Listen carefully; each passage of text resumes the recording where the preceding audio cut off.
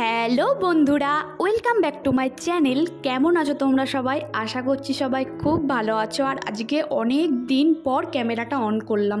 বুঝতেই পারছো প্রচণ্ড ব্যস্ত, সমস্ত জিনিস গুছিয়ে প্যাকিং করতে হচ্ছে।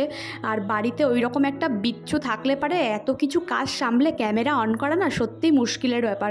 আর এখানে পুরো আমার একটা সাজানো গোছানো সংসার ছিল, তো সেটাকে সমস্তটা গোছাতে আমার ওপরেই পুরো দায়িত্বটা। কারণ যেহেতু আমার হাজব্যান্ড বেশি দিন ছুটি নেবে না, মাত্র 10 দিন ছুটি নেবে, তো যার কারণে সমস্ত কাজটা আমাকে একা করতে হচ্ছে। আরিয়ানকে সামলে ঘরের রান্নাবান্না করে সমস্ত কাজকর্ম করে আমি আর ক্যামেরা অন করার না সময় পাচ্ছি না। আর এই দেখো আজকে না একটা বার্থডে ইনভিটেশন আছে, তো তার কারণে রাতে রান্না নেই, তো ভাবলাম যে চলো ক্যামেরাটা অন করি আজকে। পরে আমি কোনোরকম একটু কষ্ট করে এডিটিংটা করে ভিডিওটা ভয়েস ওভার দিয়ে দেবো। তো এই যে বিশালে এসছি, বিশালে এসে কেনা হয়ে গেছে গিফট। বিশালে যে কারণে যাওয়া গিফট কেনার জন্য, গিফটটা কেনা হয়ে গেছে, কিন্তু এই যে গেমিং সেকশন, আরিয়ান আসলে পারে আর কি কথা শোনে, কোনো মতেই কথা শুনবে না, জেদ করে কোনো না কোনো খেলনা নেবেই। তো আজকেও নিয়েছে, একটা ব্যাট বল কিনেছে জোর করে। আর এই যে কালো হাতের যে জুতোটা দেখছো না, কালো রঙের, এটা কিনেছি ওর জন্য একটা। ও না এই ফিতে দেওয়া ছাড়া জুতো পরতে পারে না, ওর পায়ে একটু সমস্যা আছে, তো যার কারণে ওই ফিতে দেওয়া ছাড়া জুতো এমনি পরতেই পারে না, এটা ও হাঁটতেই পারবে না।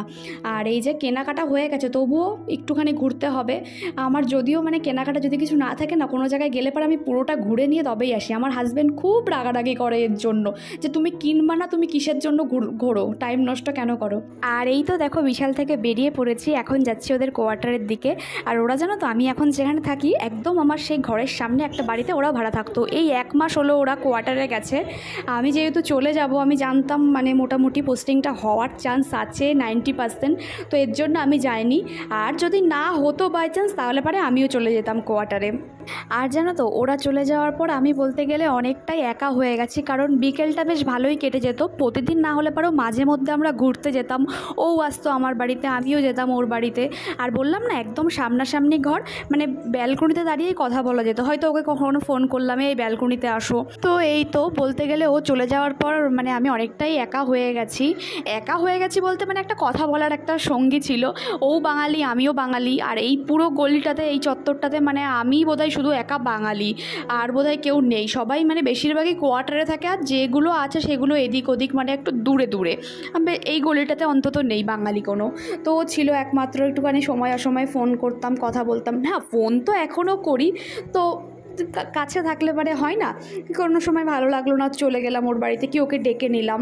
আর এই দেখো কথা বলতে বলতে চলেও এসছি ওর কোয়ার্টারে। আর এই যে এই পুচকেটার বার্থডে, যে মাথায় টুপি পরা, ওর নাম অনয়া। তো আজকে অনয়ার বার্থডে, আর অনয়ার বার্থডে 4 দিন পরেই আমার ছেলের বার্থডে। ওর আর ওর বয়সের ডিফারেন্স মাত্র 4-5 দিনের। তো অনয়াকে ও দিদিভাই বলে ডাকে, আর অনয়া ওকে ভাইয়া বলে ডাকে। তুই সব ঘেটে দিচ্ছিস। তুমি কোথায় গেলে? এদিকে কেক কাটা হয়ে গেল, তোমার মোমবাতি আর জ্বালাতে হবে না। কেক কাটা হয়ে গেল এদিকে। দুপুরে ওকে খেয়ে দিয়েছি, খেয়ে নিয়েছি।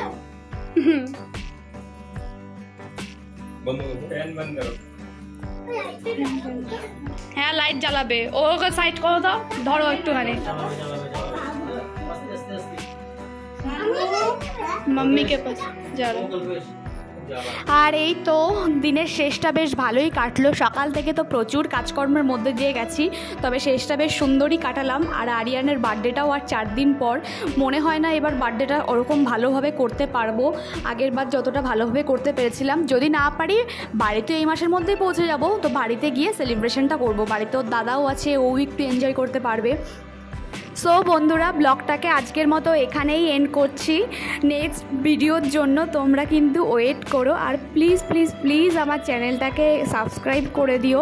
তোমাদের একটা লাইক কমেন্টই কিন্তু আমাকে একটা নেক্সট ভিডিও করার জন্য খুবই উৎসাহিত করবে।